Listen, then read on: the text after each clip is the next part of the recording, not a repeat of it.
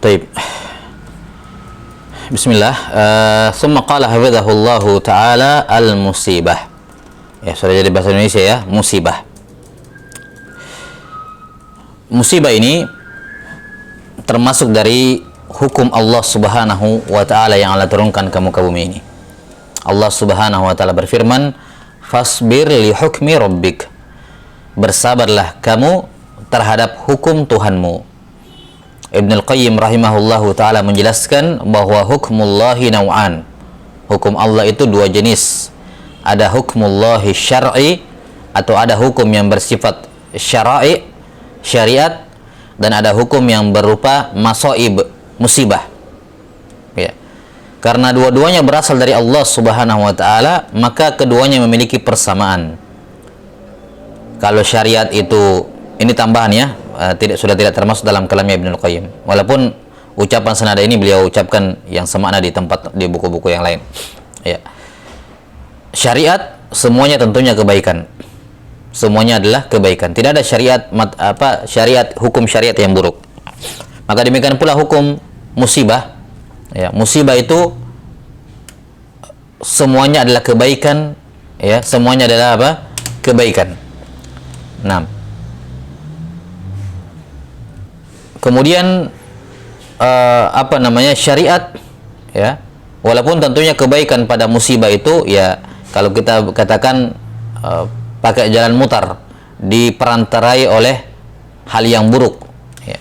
Musibah itu fi dzatihi atau fi dzatiha, iya, itu su atau itu syar, kebaikan. Makanya dikatakan apa? Wa tu'mina bil qadari khairihi wa syarrih, menunjukkan ada qadar yang syar. Yani musibah ini fi dzatiha, yani dianya sendiri itu syar. Tapi kalau kita berbicara mengenai akibatuha, ya, akibatnya, hikmahnya, maka itu adalah khair seluruhnya. Berbeda dengan syariat, yang mana hukum Allah yang bersifat syariat, zat dan goyahnya, baik zat syariatnya maupun tujuannya ataupun akhirnya, ini sama-sama apa? Sama-sama atau semuanya merupakan kebaikan. Kemudian Ibnul Qayyim rahimahullahu ta'ala mengatakan, ya, berkenaan dengan dua hukum ini, hukum syariat dan hukum musibah. Kata beliau, siapa yang ingin merasakan lutfullah, kelembutan dari Allah Subhanahu wa ta'ala, inda nuzulil masaib, ketika turunnya musibah, maka hendaknya dia iltizam dengan hukum Allah ta'ala yang bersifat syara'i, syariat. Maka keteguhan hati dan kelembutan dari Allah ta'ala, keteguhan hati orang yang terkena musibah dan kelembutan dari Allah kepada dirinya, itu berbanding lurus dengan komitmennya dia kepada syariat, karena dua-duanya dari Allah ta'ala. Ya, Allah Subhanahu wa ta'ala memperlakukan engkau pada musibah sebagaimana engkau memperlakukan syariatnya. Maka siapa yang komitmen dengan syariat, dia akan merasakan kelembutan Allah ketika dia terkena musibah, dan demikian pula sebaliknya. Karena itulah dalam kewajiban seorang muslim ketika terkena musibah itu ada tiga, atau bukan kewajiban, ya, sikap seorang muslim, sikap seorang muslim ketika terkena musibah itu ada tiga. Yang pertama adalah as-sabar, dan sabar hukumnya wajib. Apa itu as-sabar? As-sabar adalah habsun an-nafs, ya, anil ghadab, menahan jiwa dari marah, ya, dari apa? Marah, jengkel, ya, kesal kepada takdir Allah. Wa habsul lisan anit tasyaqi, menahan lisan dari berkeluh kesah, mencela, melaknat, ya. Wa habsul jawarih, dan menjaga anggota tubuh, andhar bil khudud wa syaqqil juyub, dan menahan anggota tubuh dari menampar pipi dan menarik kerah leher baju ini, ya, kerah baju. Maksudnya sekedar percontohan, tentunya yang diinginkan adalah menjaga tubuh dari semua perbuatan-perbuatan yang menggambarkan atau menunjukkan dia tidak sabar, apakah dengan memukul dinding, melempar benda, menendang sesuatu. Ini semua perbuatan yang menafikan kesabaran, bertentangan dengan kesabaran. Kemudian jenjang lebih tinggi dari kesabaran adalah jenjang ar-ridho. Karena itulah ridho tidak wajib. Ya, tapi ridho hukumnya sunnah. Yakni dia, siapa yang ridho, maka dia telah melakukan kesabaran plus dia mendapatkan pahala tambahan, ya, pahala sunnah tambahan berupa ar-ridho. Ya.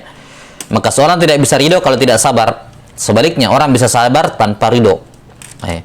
Ar-ridho itu lebih tinggi daripada sekedar apa namanya? Sekedar menahan semuanya.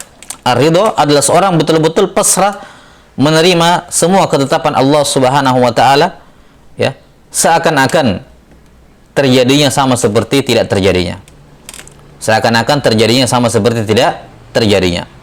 Nah, dan kembali kepada kesabaran tadi, tidak menafikan kesabaran itu kesedihan ataupun tangisan. Itu bukan pertanda seorang tidak sabar.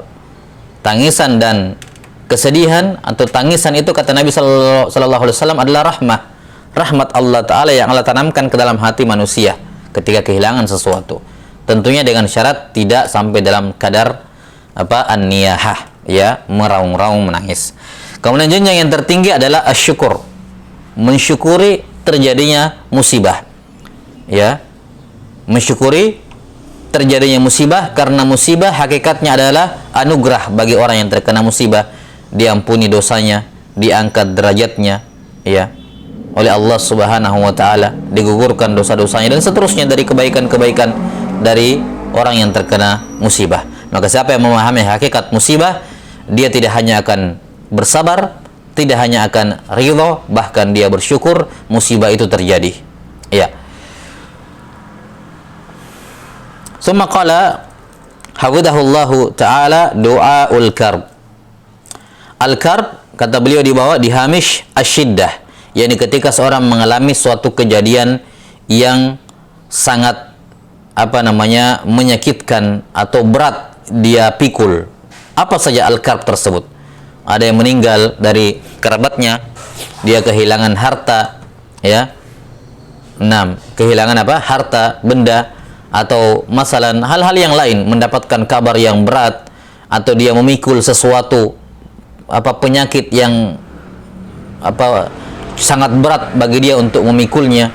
Apapun kondisi al-karb, ketika dia mengalami asyiddah, dalam kondisi-kondisi yang dia berat untuk menanggung hal tersebut, itu namanya al-karb.